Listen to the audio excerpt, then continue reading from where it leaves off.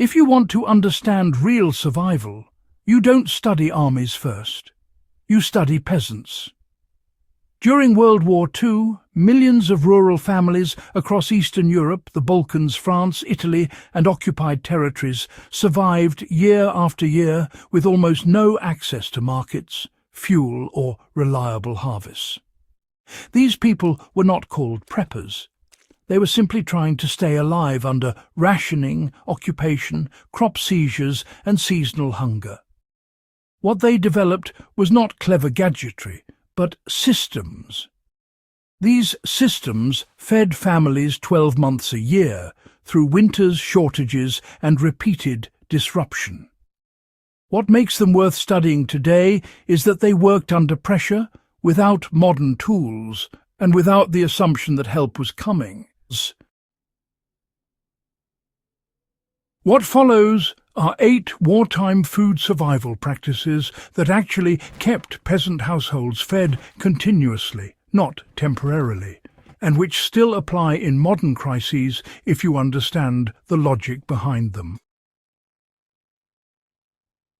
How calorie farming mattered more than food variety when survival was the goal. One of the most important World War II lessons is that peasants focused on calories first, not taste or diversity. Potatoes, turnips, beets, barley, rye and legumes dominated because they produced the highest calories per square metre and stored well. Families deliberately sacrificed variety in favour of reliability. A small plot planted entirely in potatoes could feed a household far longer than mixed vegetables.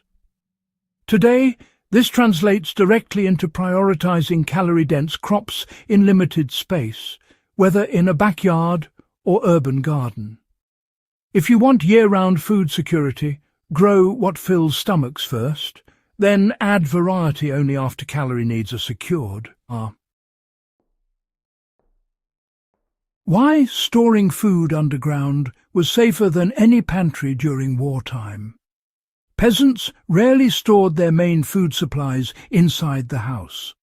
Root cellars, pits and buried storage bins were standard, often dug into north-facing slopes to maintain cool temperatures. These underground stores protected food from theft, fire, bombardment and spoilage. Potatoes, cabbage, carrots and apples could last through winter without electricity. A modern equivalent is using basements, insulated outdoor pits, or earth-sheltered storage instead of relying entirely on refrigerators and freezers. The principle is passive preservation using stable temperatures, not energy-dependent systems. Now, let's talk about how fermentation quietly replaced refrigeration long before it was common, See, fermentation wasn't just some culinary trend. It was, in fact, a survival tool. Foods like sauerkraut, pickled beets, sour rye mash, and fermented dairy, well, they extended the life of food while still preserving all those vital nutrients. Peasants during the war, they understood that fermented foods helped reduce spoilage and illness, especially during those harsh winters when fresh produce just disappeared. The process itself was simple, really, just salt, thyme, and clean containers. Even today, fermentation remains one of the lowest cost, highest reliability food preservation methods out there, especially handy during power outages or, long-term disruptions. Mastering it can turn a surplus harvest into long-lasting nutrition with barely any equipment at all. Now, here's why keeping small livestock mattered so much more than owning large animals. See, large animals were obvious targets for requisition by occupying forces, but small livestock, well, they often went unnoticed.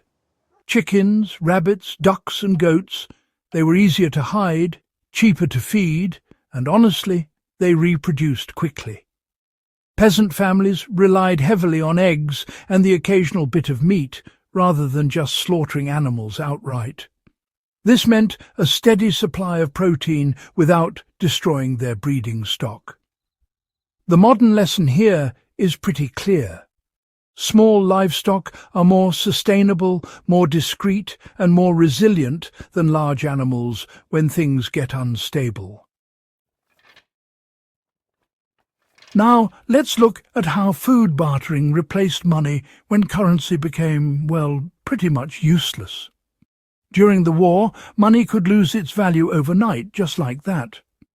Peasants survived by trading surplus eggs, preserved vegetables, or grain for things they simply couldn't produce themselves. Barter networks formed quietly between villages and families, and food itself became the currency. The real lesson here isn't about hoarding cash, but about producing something that's consistently tradable. Even today, skills, preserved food, or just basic supplies can become valuable exchange assets when the formal systems fail. Survival economies, they always favour the producers over the consumers every single time. You know, rotating crops was what really protected families from total failure. Monocropping, even back then, was a risky business. Peasants made a point of rotating crops deliberately, just to prevent the soil from wearing out and to stop pests from taking over. If one crop failed, well, another would often pull through. That meant the chance of total starvation was much lower. And honestly, modern gardeners and small-scale farmers can use the same logic. Diversify your staple crops across different seasons and plots, so no single failure wipes out your food supply entirely. Nothing edible was ever wasted under wartime conditions, not a scrap. Peasant households simply wasted nothing. Potato peels went to feed the animals, whey was given to the pigs, stale bread got turned into soups, and bones, well, they were boiled again and again for broth. Even weeds, like nettles and sorrel, were harvested. This wasn't just desperation, it was real discipline. Bringing that idea into today means learning the secondary uses for all your food scraps and thinking of waste as lost calories, not just a minor inconvenience. You see, knowledge mattered far more than tools when everything else was taken away. Above all, survival during the war depended on knowledge passed down through families, not on fancy equipment. Folks knew when to plant, how to preserve, how to care for animals, and understood the rhythms of the seasons. No manuals needed. That kind of knowledge lasted longer than occupation, shortages, or even the war itself.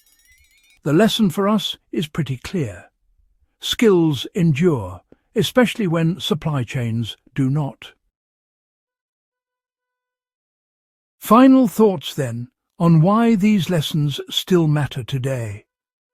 The people who survived World War II on the land, they weren't heroic by choice. They were methodical, disciplined, and, well, realistic. Their systems worked because they were simple, repeatable, and rooted in experience. Studying them isn't about nostalgia. It's about preparation, grounded in history. So, if this sort of real-world survival knowledge matters to you, make sure you subscribe to the channel, share this video with others who value practical history, and help keep these lessons alive before they disappear for good.